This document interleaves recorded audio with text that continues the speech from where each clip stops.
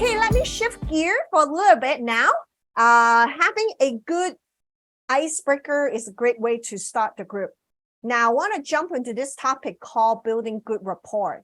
How many of you know the word rapport? Anyone know what that means? Rapport? Have you heard about this word before? So let me give you a definition of building good rapport. Means a close, harmonious relationship with which the group or the people concerned understanding each other's feelings or ideas and communicate well. So basically, you're building a harmonious, close relationship in the group, okay? So how do we do that? How do we do that? Any suggestions? Okay, so thank you for your sharing. I'm going to listen to you more in a bit. What I'm going to share with you are some of the non-verbal and verbal things that we can do to make the group, to set the good rapport in a group, okay?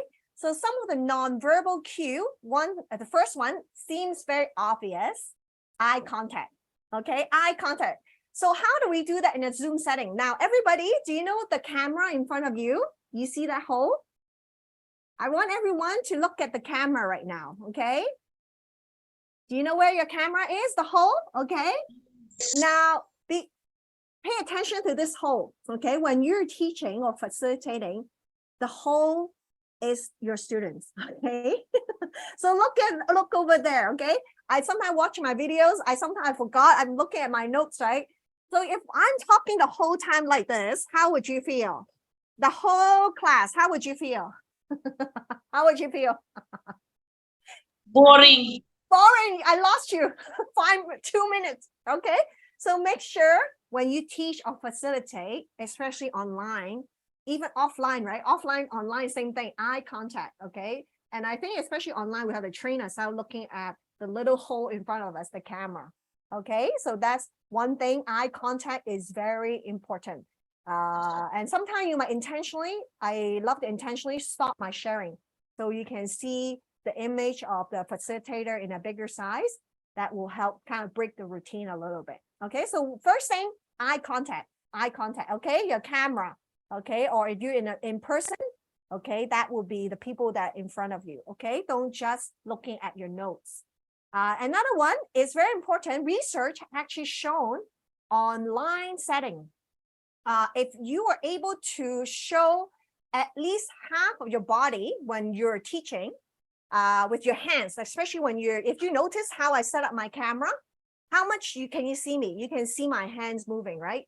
So they've done a lot of research on Zoom teaching that the more you show the gesture, of course, it's not like a lot, but when you talk, when you show your hands, you'll be able to engage with your audience more. Okay, so make sure when you teach online, if possible, set your camera showing at least almost half of your body, not just the head. If I talk to you like this the whole time, how do you feel? Hi, everyone. Not very effective, right? Very scary also. Okay, so make sure when you talk, sit back a little bit if possible. And if possible, show your hands because it adds to your body language. Because a lot of time in Zoom setting, especially, we cut off a lot of body language because we cannot see the person.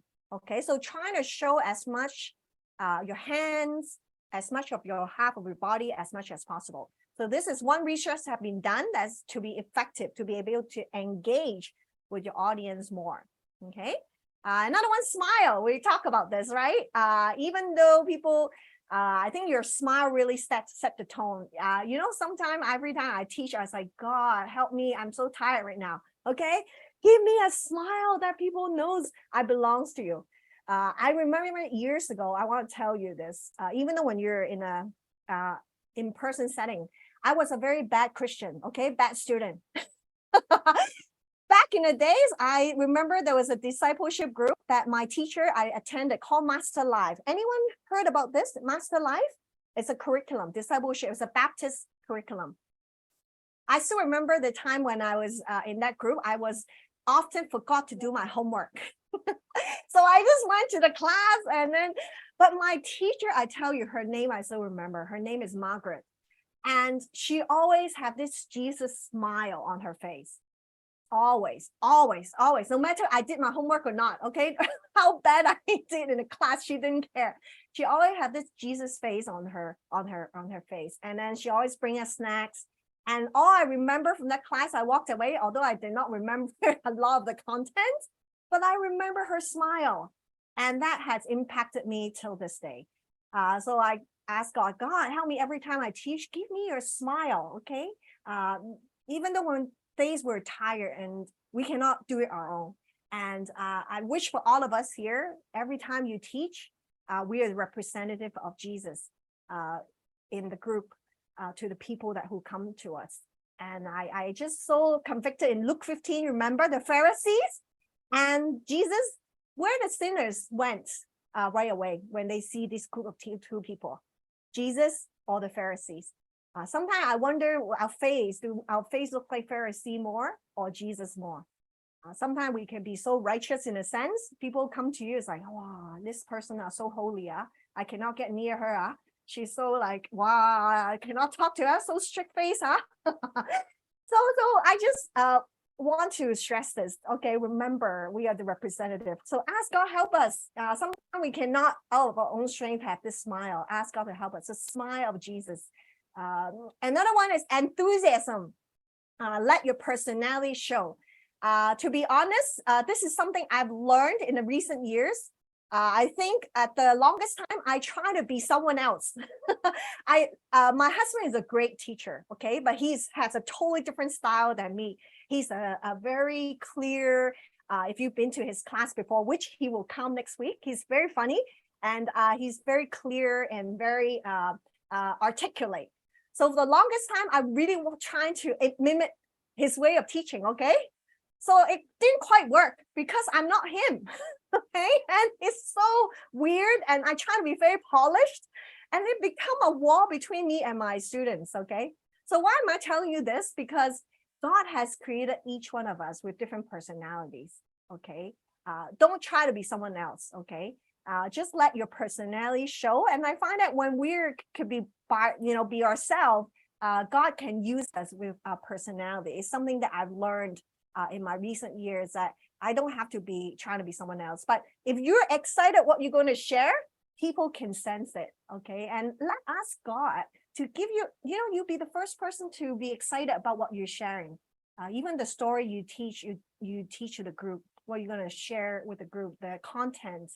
Let God first speak to you, and let yourself be the one who experienced it, and you can't wait to share with your student. And this is also my prayer every time when I share something. God, help me to experience it myself firsthand. So when I share it, I will share with enthusiasm. Another thing is empathy, verbal, nonverbal. Sometimes it's very easy when we teach in an online setting. We can be occupied in preparing our notes, or looking at our phone, or distracted, okay? But if we're not paying attention to what people are saying, showing on our face, kind of mirror it of their emotions, very soon people feel disconnected with you, okay? And it's so easy that when we so stick to our content, or we're just carried away, we're distracted, we're not listening, we're not mirroring our expressions on our face, very quickly, you lose your audience. Very quickly. People can tell right away whether you're paying attention or not. Another thing, nodding, it is quite interesting, nodding. Okay, I think culturally, in Asian culture, it's quite common, right? How many of you nod in your culture? Raise your hand. Yeah, or not just Asia. In general, in your culture, you nod your head, okay? Yeah, to acknowledge it. I know in some contexts, because when I teach at church in this facilitations, we have a mixed group. So some groups are coming from North America, different type of groups. I still remember one time, there's a sister from another culture. She find it quite interesting. Why you guys always nod your head so much, right? Because in certain cultures, I know Shirley is Mrs. Zhang was smiling. Because in US, people don't really nod their head as much, right? But in an Asian context, we do nod our head to acknowledge, right? I think, is it true? In my culture, definitely, you nod your head like big time, right? Oh, yes, yes, yes, yes, yes. So it's interesting how different cultures, we have different, body language. So the point I'm bringing this up is just to help us aware of different contexts, different culture contexts, our body language, right? To acknowledge someone's talking. Okay. So another thing is I want to share with you verbally. Let me ask you a question. When does a class start? Anyone? When does the class start? When does the class start? When the teacher arrives. When the teachers arrive. That's a good one. Mine. I like that. Let's say today our class starts at 1 o'clock. When does the class start? Any guesses? When the first student arrives. Say again, a tree? When the first student arrives. Why? Why is that when the first student arrives? Why? Because the student is, even though this it's just one student, the student is still in the class. Yes, very good. I love that. Yes, that's right. When the first student arrives. This is a question that Dr. Jeanette in another class, some of you know her. She's also PIM. She taught a few classes before when I attended her class teaching a learning class. This is one thing she asked everyone. The moment when the first student arrives in your class, either on Zoom or physical, in person, okay, in person or on Zoom, your class has started. What does that mean? What does that mean? Because we have to start building rapport. We have to start talking to the students because your class has started. As soon as the first student arrived, your class has started.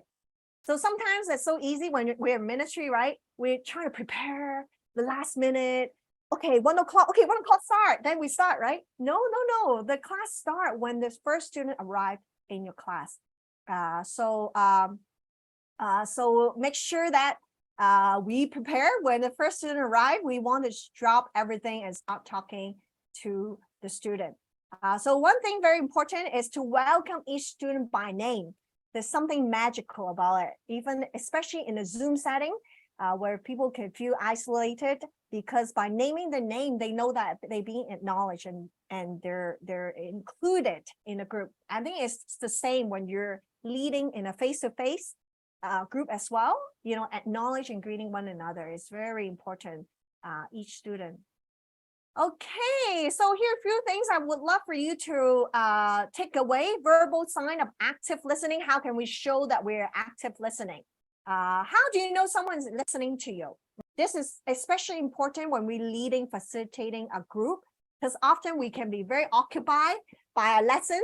Okay, we're trying to look at what's the next question I should ask. Okay, and we forgot to listen. Okay, so it's important that we kind of memorize some of the questions that we're gonna ask. Okay, so that you know, every time I lead a Bible study, I almost memorize the skeleton, what the flow of the lesson. Okay, I can pretty much memorize some of the questions that I have planned ahead of time. So when you're actually in the group, you'll be able to pull it out without, you know, too obsessed with looking at your notes. A few things: use humor, but only on yourself. Laugh at yourself only. Okay, you want to use a sense of humor, please don't make someone else feel embarrassed. Laugh at someone else. Okay, use yourself. You know, just laugh at yourself. Okay, refer back to what the other person is saying has said, the emotions and the facts. Okay, this is the counseling skill actually. You know, acknowledge someone else's emotions. For example, someone shares something very sad. Oh, I can see that this is a very challenging time for you about the loss of your blah, blah, blah, blah, blah. So acknowledge the emotions and the fact the person has shared. Okay, so this is one thing that to show that you actually listen beyond those words. Okay, what is that person going through right now? The emotions that the person is going through. Okay, another one is building on each other's ideas. Okay, instead of jumping quickly to another person's asking another questions, build on each other's ideas. Offer praises and compliments. Try to avoid, we should always avoid public criticism. Okay, and I think especially for us, we have to pay attention to this one. I think we're growing up, we have many teachers that could be very mean to us, right? How many of you can relate to that? Raise your hand. When you're growing up, did you have any mean teachers before that criticize you, say mean things to you? I'm sure all of us have experienced that, especially in the Asian context. Okay, teacher are not, sometimes I would say not the most encouraging one. So beware of that we don't do the same to our students. Okay, because once we start being critical, they will stop listening. Ask questions to clarify people's feelings and viewpoint. Sometimes people share something, you might not understand what the person is saying. Ask some clarification questions if the person is, is okay to share. And interestingly, I've learned one thing. Sometimes in certain culture, if you ask personal questions, people don't want to answer. Is that true? How many of that is true in your culture? Raise your hand. If you ask a personal questions, people do not want to answer. Anyone? Anyone? Yes. Okay, good.